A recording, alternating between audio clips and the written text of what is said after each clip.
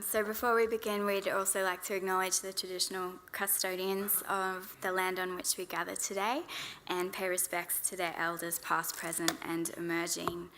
And also just to say thanks to the ADA that it's been a fantastic forum so far. So many great discussions, and the panel that we are following was particularly important, I think. So as Jess mentioned, Jess and I are both researchers in the IP and Intellectual Property and Innovation Law Research Group in the Faculty of Law and the Digital Media Research Centre at the Queensland University of Technology.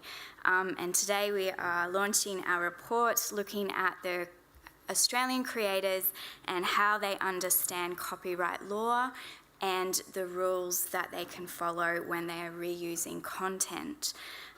So this was something we particularly wanted to do because the area of copyright law and copyright scholarship tends to be dominated by law and economics scholarship. This is where we get all those fun words like incentives and market and property and all the papers which I cringe at when I get to the algorithmic equations. Lots of copyright papers like that, which focus on how this idea of how rational economic actors exploit their property and what financial incentives people need to create. That scholarship is good, but we wanted to get beyond that and underneath that and look at talk to creators on the ground about what their actual experiences in the law are, because that literature is still very much developing, particularly in Australia and particularly in law. So what we did was we spoke to, in total, 29 creators, in-depth interviews with those creators. We're from Brisbane, so we talked to creators in Brisbane, but we also travelled to Melbourne, Sydney and Canberra to speak to creators, and where we could not travel, we did interviews on Skype. So in rural areas, particularly, there are a few people in rural Victoria and also in Western Australia.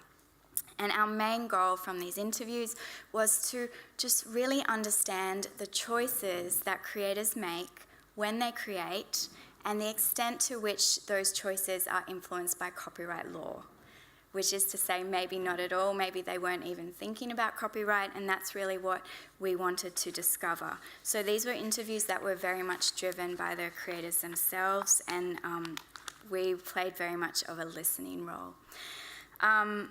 Just to clarify before we move on, this particular topic, study, when we talk about copyright reuse, we're not talking about reuse generally of entire works. We're not talking about file sharing. That's not to say that those things cannot be legitimate, but in our study, we tended to be looking at use of parts of existing work in creations to make something new. So these are things like snippets of films, samples of music, or long quotes in written works. So we selected our participants for the interviews from varying fields of creative expression. We had filmmakers, writers, musicians, which included DJs, remix sampling. We had visual artists, online content creators such as YouTube creators, and also others. We wanted to make sure that we spoke to people from all different art forms to get a good perspective about how things vary depending on what sort of art someone was creating and what sort of art that someone was using from a prior artwork. We also wanted to make sure that when we spoke to our participants that we had people who had varying degrees of experience. We categorised these into 3 different categories. So we had emerging artists, which represented our artists who had 5 years or less experience in their particular industry or field. We had experienced artists, which was someone who had between 5 and 10 years experience in their field. And then we had our veteran artists. Our veteran artists had 10 plus years, and we had quite a good split amongst the 3 different categories. We had 13 veterans. I believe it was 9 of our experienced and 7 of our emerging. So it was quite a good mix amongst the different types of art forms. and that gave us a good idea about how the levels of experience coupled with the different types of creative expression, how they dealt with creative practice and copyright. So as Kylie sort of touched on a bit of our method, we did sort of a snowball sampling process to get our participants. This was sometimes through an email, and a lot of the time it was through word of mouth. So often we would get one person referred to us to participate in the interview, and we would then ask them if they had any friends or people in the industry that they thought might want to talk to us. So that's how we got most of our people for the interviews. We did ask open-ended questions. We did want it to be participant-led. We focused mainly on how the creators reused and licensed the content. What we did was we recorded the interviews and then we had the interviews transcribed. We then undertook an analysis. So with this analysis, we did thematic coding for a number of key themes, and these included the understanding of the law, the practices of reuse, experiences with licensing, reliance on copyright exceptions, problems encountered, and means of managing problems. And as both Kylie and I said, this was participant-led, so we really just listened. We got a lot of stories from our creators, and that was what made up a lot of our findings, was these really personal and interesting stories that our creators were able to share with us. The research resulted in what we have 6 key findings. The first finding is that the rules of fair dealing were confusing and poorly understood by our creators. Number 2, creators often use common sense values of fairness instead of following legal rules. Third finding was clearing rights was considered time-consuming and sometimes prohibitive. The fourth finding was that licensing issues led to creators ignoring the law or abandoning creative projects. Finding number 5, one of the most important norms for creators is proper attribution. And finding number 6, creators felt that Australian stories were going untold and that the Australian identity was being lost as a result of the difficulties, either real or perceived, that they experienced when reusing Australian culture and content. All right, so let's dig into these a little bit more. It's probably no surprise to many here that the creators we spoke to were generally very confused about copyright law. One thing we found that was particularly interesting was because given that some of this project occurred in a time of quite a lot of debate around whether Australia should be adopting a fair use exception, was that creators often didn't seem to realise that there was any difference between fair dealing and fair use. They used the terms interchangeably. They referred to concepts that exist in fair use but don't exist in fair dealing. A lot of this was probably because they, in part, are getting their copyright education from the internet, and so they're reading lots of things that have come out of America. So fair dealing, fair use, the boundary was very blurry for them. Also, what fell into exceptions and outside of exceptions, also unclear for them. So some would get permission for things that to us as lawyers would very clearly fall within an exception. Others thought that they were fine to not get permission for reasons that are actually not reflected in the law. So many thought, well, if I'm not making money out of it, then it's totally fine, right, that I just use it. And that was a common misconception that we saw reflected back to us. Also interesting from the discussions that were being had at the time around whether fair use was unclear and fair dealing clear, because at least fair dealing is like enumerated and you know exactly what's in fair dealing. We did not actually see that reflected back to us. The creators were quite confused about what fair dealing was, what fell within the terms in fair dealing. So what is a parody? How funny does something have to be a parody? What is a criticism? These were terms that they found quite confusing as well. When they talked about reuse that for them they considered appropriate and fair, they focused on 2 main things. One was the money issue. So most considered that if they're not making money off of it, then that's fine. Similarly, if other people were using their stuff and not making any money, that's probably okay. If it's a not-for-profit or a charity or somebody only making a little bit of money, then that's fine too. If they're making a lot of money though, then we start to get a bit uncomfortable, and we would like those profits shared. So money was definitely a big factor for them. The other factor that they looked at was how much in the work had been changed or added to. So for them it was very much about having an ongoing dialogue with those former creations, adding to it, commenting on it, changing it in some ways. This was very different. They very strongly differentiated this from instances of what they called ripping off. So examples of that would include taking an artwork and printing it on a t-shirt and then selling t-shirts. That was a big no-no. But creative reuse was generally, they were very comfortable with that. And again, what interested me about this was that in large part, these are the kind of considerations we see reflected in fair use, but not in fair dealing. So transformativeness was very much a focus for creators. And while I do want to be clear that neither fair use or fair dealing depends on any commercial assessment, it can still be fair if the use is commercial. Fair use will look at the impact on the market, and that is at least a little bit closer to what the creators seemed to be doing. If we move away from exceptions into permissions and licensing, almost all of them had experience with licensing, except for a couple of the more junior creators who were at that stage of their career preferring to try to fly under the radar and not get noticed. This was fairly common. Some of the more experienced creators we spoke to had definitely done that earlier in their career and then sort of evolved their strategies.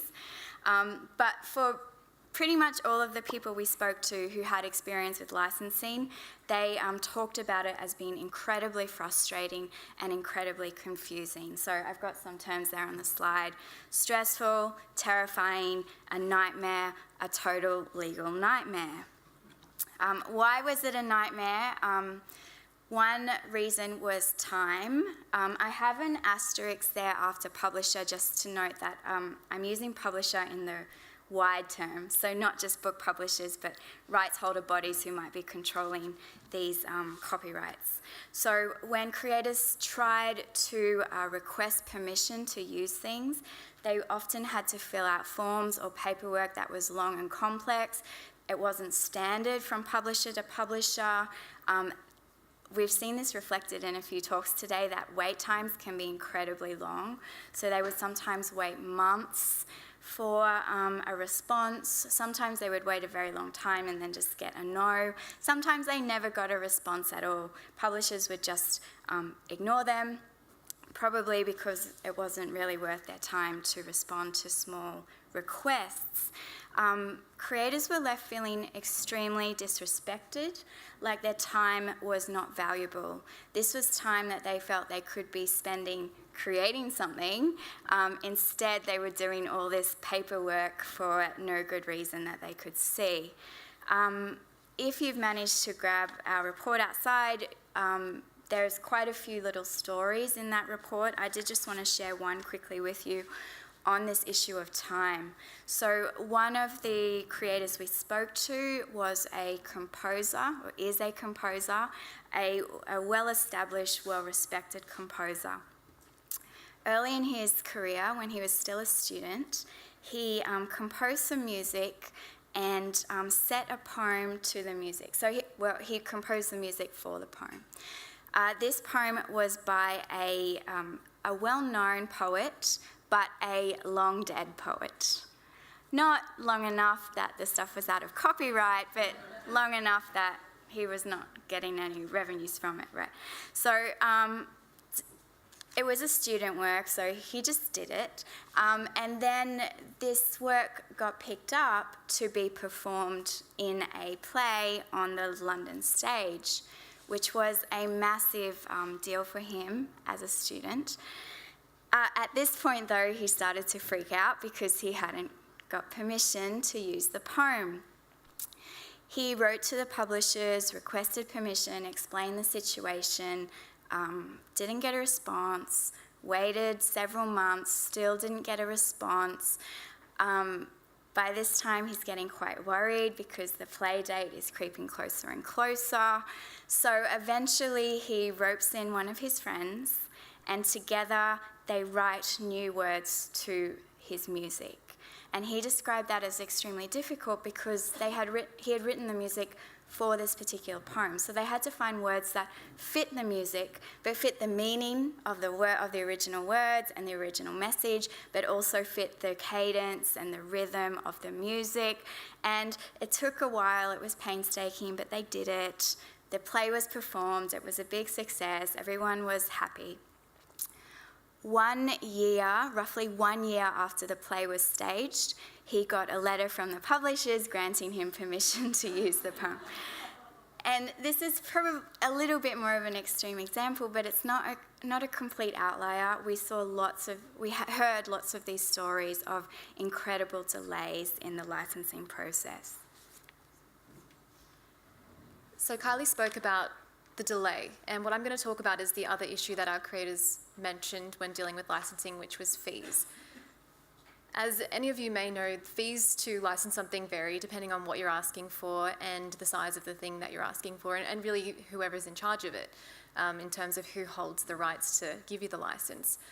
They can be expensive, and sometimes they can be expensive for each very small sample that our creators were trying to license. There was a perception amongst the creators that we spoke to that sometimes they felt that the financial amounts outweighed the amount of content that they were seeking to use, and they felt that it didn't really reflect the contribution that they were going to be making to that work as well. So many of them wanted to use pieces of music for a documentary, so they were adding extra value to this work. And sometimes the snippets were only very small, but they were still having to pay what they believed to be quite expensive fees. Most of them viewed the licensing as a transfer of wealth from the individual creators to large publishers. They saw it more as a money-making example as opposed to being a sharing of creative practices amongst colleagues. For the mainstream successful creators who did receive some of their own licensing fees back to them, they noted that it was usually a nice surprise when it happened, which indicated to us on a few occasions when we spoke to creators that it wasn't something that happened regularly or frequently. So copyright licensing, we had something really interesting happen where a lot of the creators told us that instead of actually going to the publishers, they preferred to try and go directly to artists. And that's interesting because as lawyers we know that sometimes when you talk to artists they might not actually be the people who have the rights to license the content. We had stories where some of the original artists who could actually license the content said yes to our creators, even after the publisher had said no. So there was an interesting story about perhaps a disconnect even between creators and publishers there. There was no apparent awareness from our creators that legally speaking, it might not be possible for artists to choose when they can license their work to another. And that was something which was really interesting, especially in cases where there might be multiple levels of copyright involved in something such as sound recordings. So how did our creators respond to some of these challenges? They responded in a number of ways, but the one I'm going to talk about first is what we call flout. When I say flout, we're talking about simply ignoring the law. So you heard Kylie say in some instances, creators often chose to fly under the radar. And that's because, well, they were emerging artists, so they could technically fly under the radar without people, picking them up. It was sort of a risk-adverse. They were doing a risk assessment and they felt that they were relatively safe due to their status. We did have one creator say that if they were to pay attention to the law, they wouldn't be able to make the art that they were creating. And I think that's quite powerful in terms of talking about a disconnect between what creators hope to be able to do and perhaps what the law might allow them to do. Most commonly among emerging artists was that idea of flying under the radar. But when we spoke to more veteran artists, there was a distinction that they usually made which was based on a calculated risk. So some types of uses they thought would be okay, but there were certain uses which they felt were way too risky and they just wouldn't try. So an example is some of them thought unlicensed appropriation art might be okay to exhibit in a gallery, but they certainly wouldn't put it online because there's a high potential for risk and for infringement. It just speaks to some of the culture and the norms that these creators have in their own communities. The other way that they responded to some of these issues is what we call change. So when faced with difficulties, whether these difficulties are real or even perceived difficulties, such as a denied permission or a concern, maybe they didn't think they could do something, they developed what we call workarounds. So some writers might paraphrase instead of quoting, like the story that Kylie just told. Or some documentarians decided to degrade the sound on their film so that they could get away with using the scenes. A lot of the creators lamented that there was a loss in having to do these workarounds. But surprisingly, they were also really proud that they could come up with workarounds so that they could still get some of the work done. They saw it as an example of their grit and creativity.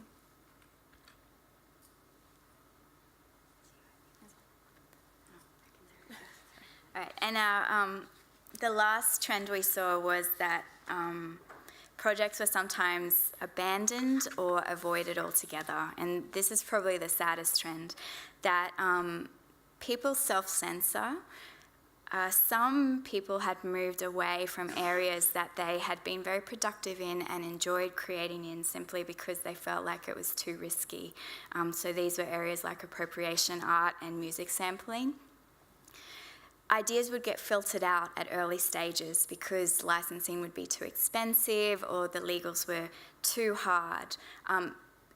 Every creator we spoke to had stories about projects they had abandoned midway through or just never started because of some legal impediment. And those are just the ones they can identify. There's probably projects that just never happened because they'd internalised the restrictions as well.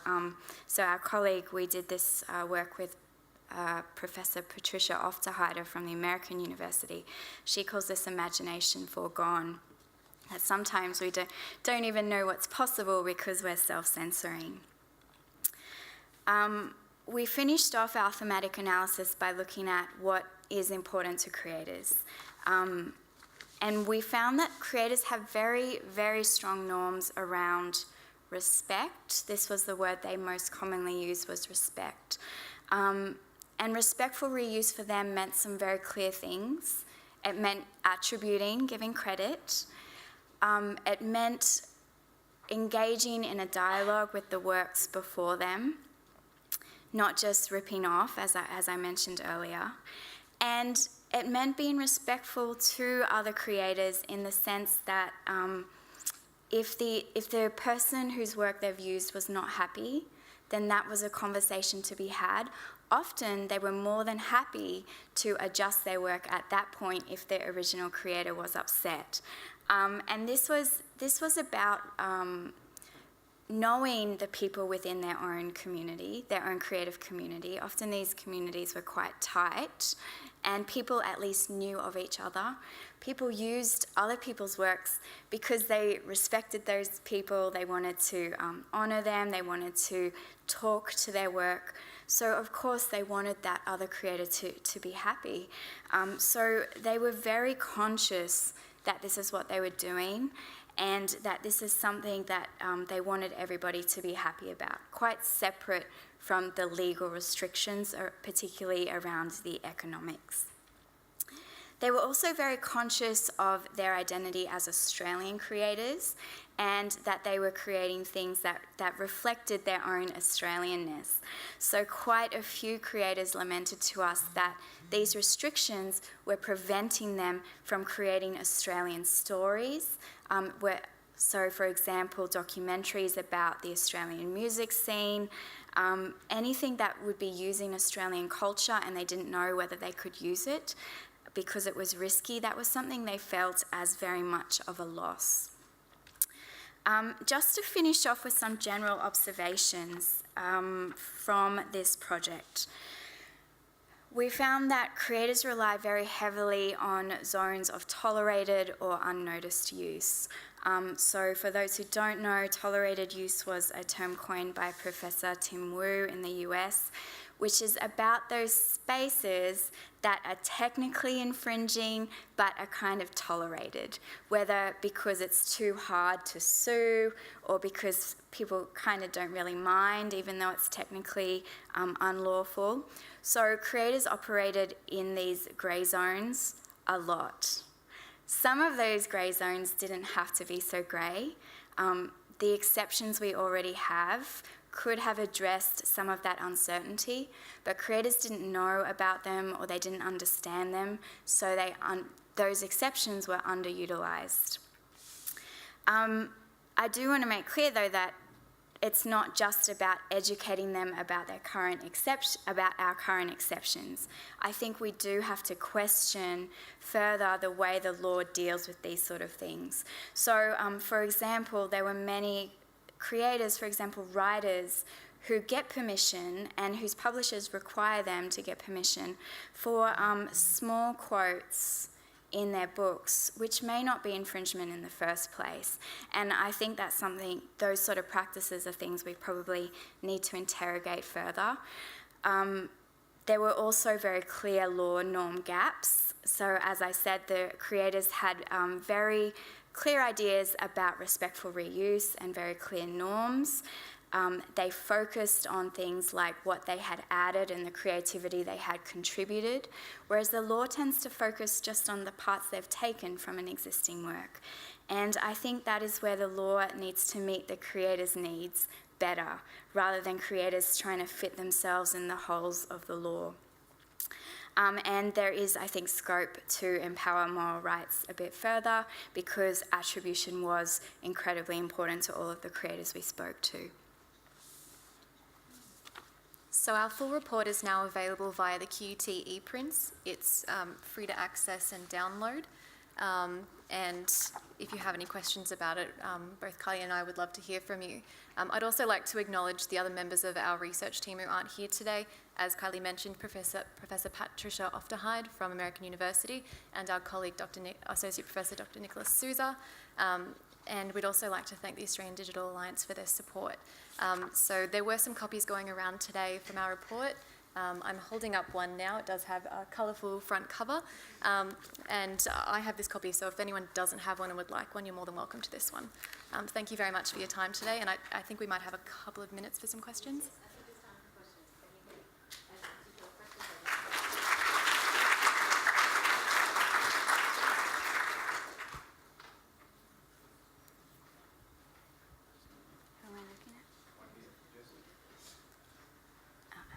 Thanks very much, great presentation. Richard Levy from University of South Australia. This is more of a comment or perhaps an amusing, pertinent anecdote. The singer Sia Furlow, she wrote a song called Taken for Granted, released back in 2000, and she sampled a section from Prokofiev's Montague and Capulet, Romeo and Juliet. And she had to pay significant royalties to the Prokofiev Society. That song got into the top 10 in the UK.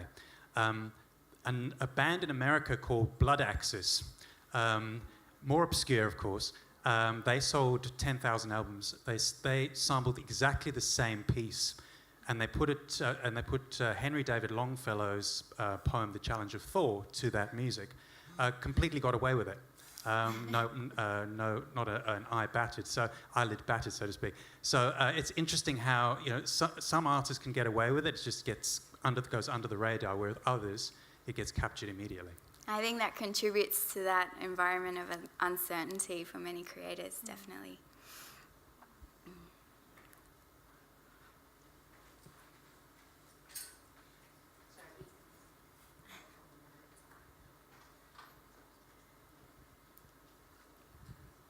Hi, thanks guys. Really interested in this work. Richard White from the University of Otago. Just curious about the demographics of your 29 artists. I mean, you said their sort of level of experience.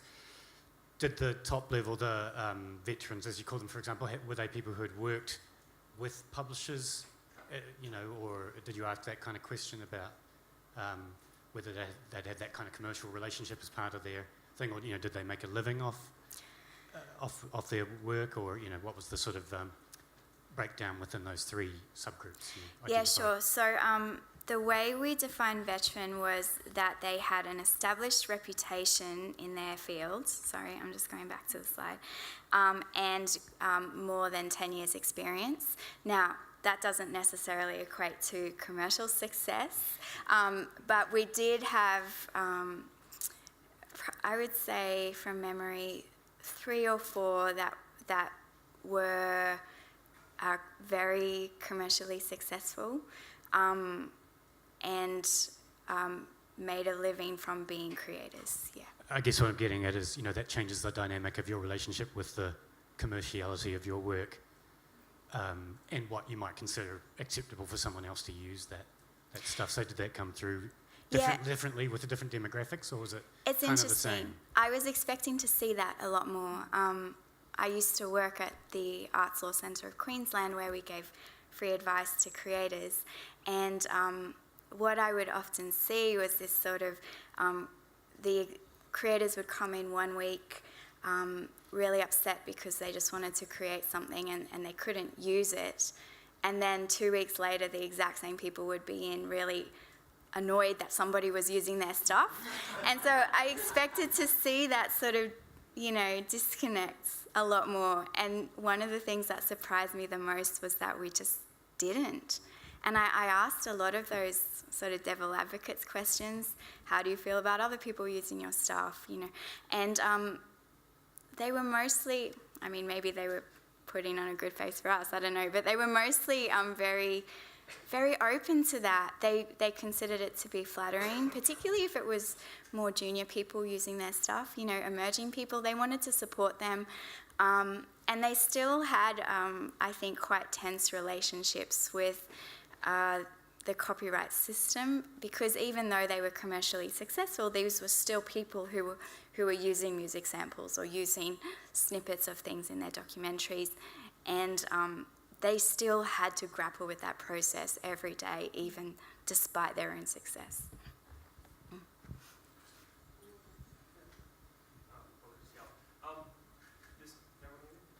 This may have been out of scope, but did you find that the veteran creators who... This may have been out of scope, but did you find that as people became more successful and maybe had the financial means to engage with professional help to deal with the licensing, that there was a willingness to engage with, publishers, and if they could kind of outsource it, would they do it, or was it more that they still kept that? Some of the very successful ones had outsourced, and to a large extent they could just not think about it anymore. So it definitely became less of an issue for them. But even then, so some of them had, I guess, agents who would negotiate that stuff in the US for them in particular. They would not always tell their agents the truth about what they were doing. So there was some stuff that they knew that they were just not going to get permission for, or that was going to be really hard. So they would lie to their agents or give, draft recordings to their agent to try to get some permissions but not others. It was definitely something they still thought about. And if anything, there was a bit of a wave. They would have to think about it a lot when they were junior.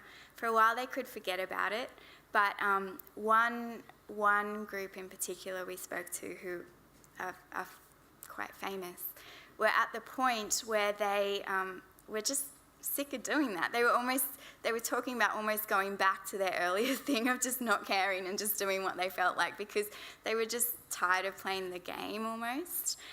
So I think they had a very complex relationship with permissions, but definitely not just accepting it as soon as they were successful. I have to make this the last question.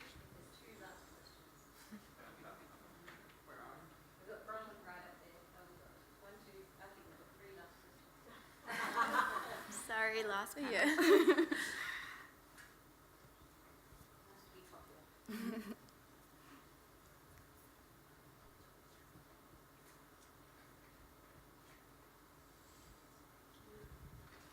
Hello, my name's Bronwyn Coop. I'm from AATSIS. Thank you very much for presenting your work. I'm just wondering if you might have involved any Indigenous creators in your survey, or other artists who might come from a tradition where the work they were doing is based on traditional practices.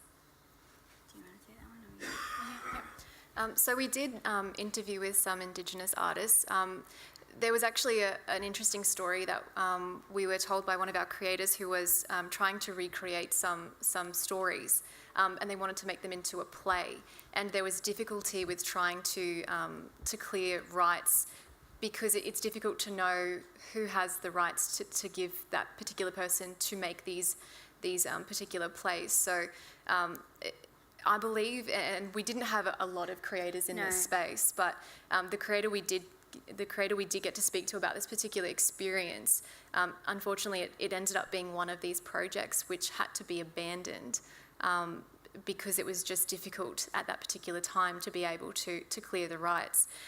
And I think it sort of coincides a little bit with this story that Kylie sort of mentioned. One of our documentarians was wanting to create a story which was very invested in historical Australia in Victoria. And it was a story which was about a particular community group. And these community groups were singing some songs, and they wanted to be able to capture these community groups singing these songs, which happened to be well-known songs. And the difficulty with trying to clear the rights for each of these small snippets of songs was very difficult, and they ended up going through quite a big process where they weren't able to finish the film. So that's a story about a community in Australia, and we did have one story from an Indigenous group. But did you have anything? I just wanted to add that is definitely something that we would hope to do more of in the future. Not enough in this study, definitely. Probably a result of the method we used, where we would get referrals to other artists. And it's more complex, definitely, with Indigenous creations. Or Indigenous stories, or any of that. But that's definitely something we would like to look at more going forward. I just had a question. It was clear from that a number of the people participating didn't really understand what their rights were or what rights existed. And I'm sort of curious, being that there's a lot of people in this room that spend a lot of time developing resources to try to make copyright easier to understand and to get everybody aware of these rights. Did you get a sense from the participants about how enthusiastic they were about actually learning what the rights were? That's a great question. There were definitely different levels of knowledge. The digital content creators, so YouTube creators, tended to be much more aware.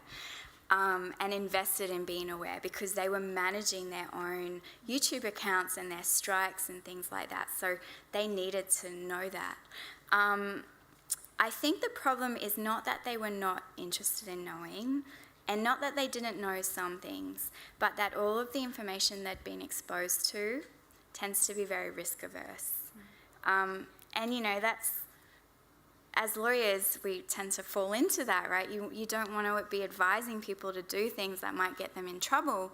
But I think the problem is they get this advice that is actually just a stop sign, and it doesn't empower them to think about the law themselves, to think about what their own appetite is for risk, and to make those decisions on their own. And I think that's what we need more of, and that is hard to do, particularly as static resources, because that's a complicated thing to get across. But I think it's something worth trying, and that's something that's we're hoping to be able to develop as more of a practical output from this research. One of the things that we found with some of the creators too is that they had an inbuilt fear when it came to thinking about copyright, and whether or not that's something that's come from these risk-adverse types of resources, or whether it's just something when they hear the big cases, if they don't really know what's going on too much with the law, you hear something like the Dallas Buyers Club, case. The big copyright cases tend to be big, and they involve, a lot of media, and they also involve sometimes big amounts of money and some really scary things for creators who may not have the means to be able to address that, or who just don't really want to have to think about that when their main when their main priority really is to create some artistic They just content. want to make art. Yeah. Thank you. Thank you.